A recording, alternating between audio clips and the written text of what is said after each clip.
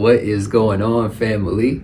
Appreciate you guys being here, man. Hope everybody is doing well. And if we haven't met yet, my name is MC. And today we're just jumping straight into it again. Another quick hitter for you guys. But as you can see from the title, another choice that's ours. Just kind of building off of last video as far as our foundation, what we want to build our life on. We get to pick the foundation we want, whether it's rock or sand, whether we want a firm foundation, something that can withstand trials, tribulations, hard seasons, or if we choose to build our life on a soft foundation that when storms hit, when waves crash and wind blows, we fall off the mark a little bit, right? We waver. We're not standing firm, standing 10 toes down and rooted and anchored, right, in something deeper and bigger and larger and wiser. And so building off of that decision, the foundation in which we build our life on, there's another decision. There's another pathway that we can kind of choose to walk through. There's two kind of gates that we can choose to pick from. And just wanted to read a couple quick verses to you guys. This story is in the same section of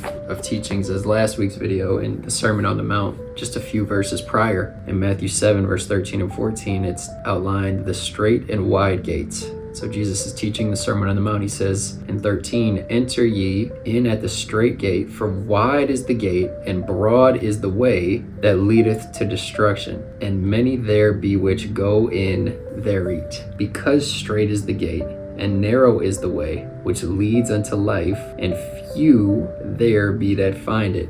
So short but so powerful, right? Essentially there's two ways, there's two routes you can go in this world. There's two gates, there's two essentially trails that we can walk down. Let's talk about each of them just briefly. First one is a straight gate, but it's also narrow. It says it leads to life, and also that few find it, right? So just focusing on that way, that gate, that path, if few find it. But Jesus says at the very beginning in verse 13, enter into that gate, enter into the straight gate.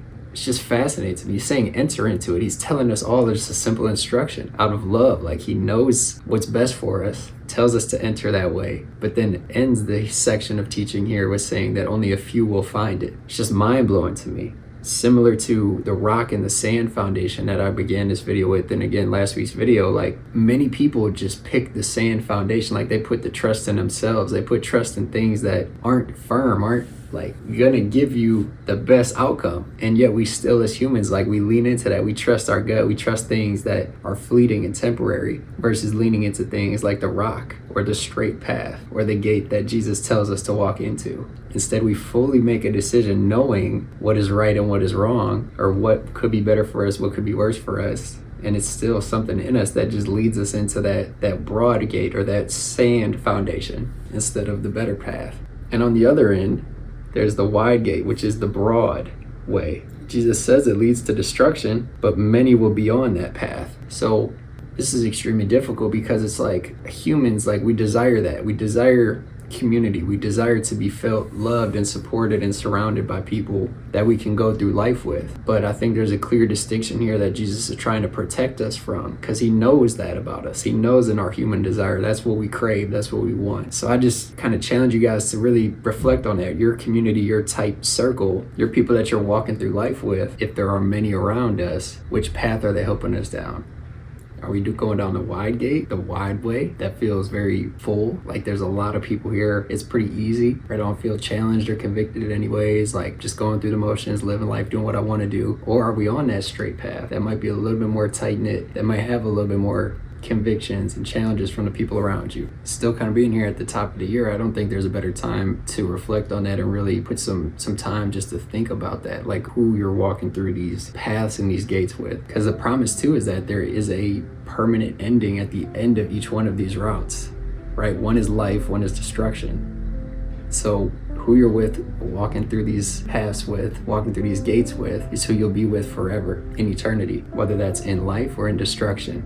And so it's a beautiful imagery that he gives us here. At least for me, it's very helpful to just imagine that, like picture my life, who I'm walking with, where we're gonna end up. And it's beautiful, but it's also very serious. And again, ultimately, like you have your future in the hands of the gate that you walk down. After you're past that gate, the doors are closed, your future and your fate is sealed. So I encourage you guys, really take inventory on that And if you feel like you are on that Broadway, like, yeah, life, I know, just kind of doing whatever I want to do, like just flowing, going with the crowds, right? Fitting in with culture and society, and don't really feel any pressure or conviction to change or, turn my life around. That's my prayer and hope for you, is that you can feel a little bit of a nudge to maybe want to say like, oh, maybe I should kind of take some inventory on who I'm walking through this life with, what gate I'm heading towards and what path I'm heading down. But again, just know, God who created you, knows how many hairs are on your head, knew you before you were formed in your mother's womb, is telling you to enter through the straight gate, to go down that narrow path. And he'll be there at the end of it with open arms, loving you and saying, come into me and have eternal life. So I hope you guys took something away